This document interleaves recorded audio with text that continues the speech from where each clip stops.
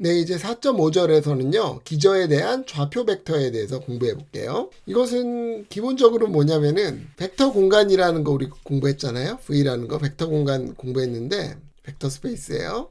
이것의 가장 쉬운 모델이 되는 게 뭐죠? 아래 n승이죠. V의 하나의 이그젠플밖에 되지 않는 거죠. 근데 재밌는 것이 뭐냐면은, 이 V에 있는 벡터 공간을 어떤 방법을 이용하면 아래 n승처럼 바꿔서 쓸 수 있거든요. 그래서 아래 n승이 가장 기본적인 예제지만 V를 결국에는 아래 n승처럼 이름을 붙여서 뭔가 이해하고 생각할 수 있다는 거죠. 이 과정에 대해서 오늘은 이제 해보려고 하는 거예요. 그러니까 굉장히 중요하겠죠.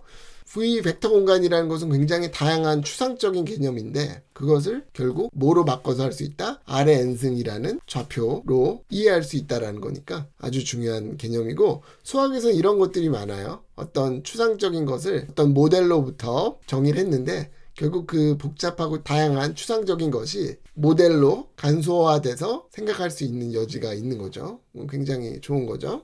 그럼 먼저 이제 뭘 할 거냐면 기저에 대한 좌표 벡터라는 것을 정의해 볼게요. 어떤 집합 B가 V1부터 Vn인데 이것을 벡터 공간 V의 기저라고 할게요. 그랬을 때 V가 벡터 공간 V의 원소라면 V는 이 기저들의 원소의 1차 결합으로 표현이 되겠죠. 그랬을 때 이런 기호를 쓸게요.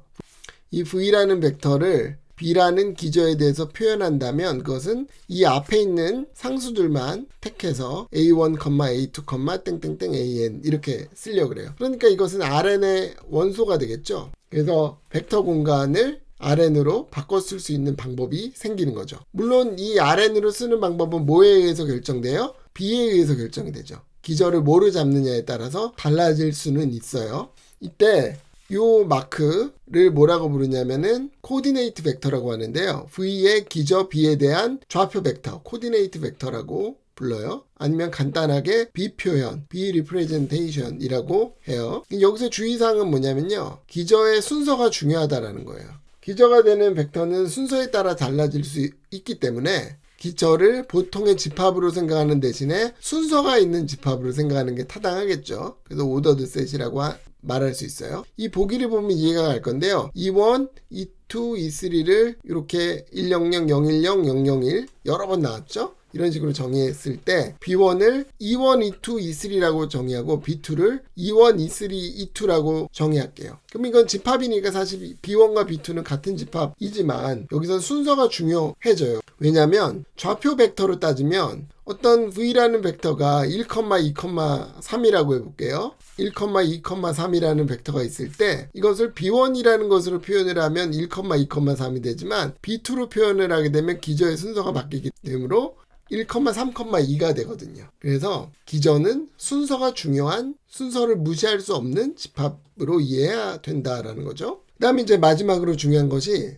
지난번에 배웠던 직교 정규 기저에 대한 이야기예요. 지난 시간에 직교 정규 기저 오소노멀 베이시스에 대해서 정의했고 그것을 얻는 방법으로서 그람슈미트 프로세스라는 걸 공부했는데 그 복잡한 거를 왜 해야 되는가에 대한 이유를 설명해주고 있는데 정규 직교 기저 오소노멀 베이시스가 유용한 것은 뭐냐면 주어진 벡터의 좌표 벡터를 쉽게 구할 수 있기 때문이고요. 그걸 구하는 방법은 어떤 벡터에다가 정규 직교 기저의 원소를 그냥 내적하면 돼요. 그러면 어떻게 되나 보죠? V라는 것이 만약에 이렇게 써진다고 하면 우리가 구하고자 하는 것은 AK가 뭐냐라는 것이 질문이에요. 이걸 알고 싶을 때 그냥 AK라는 것으로 내적을 해요. 그럼 어떻게 되죠? 이것이 먼저 더하기는 분리가 될 수 있고 상수항은 나올 수 있죠. 그런데 정규 직교 기저이기 때문에 어떻게 돼요? VI하고 VJ의 내적은 IJ가 같은 경우엔 1이 되고 다른 경우엔 0이 되잖아요. 그래서 나머지 다 0이 되고 K번째만 남아서 AK를 뱉어내는 거죠.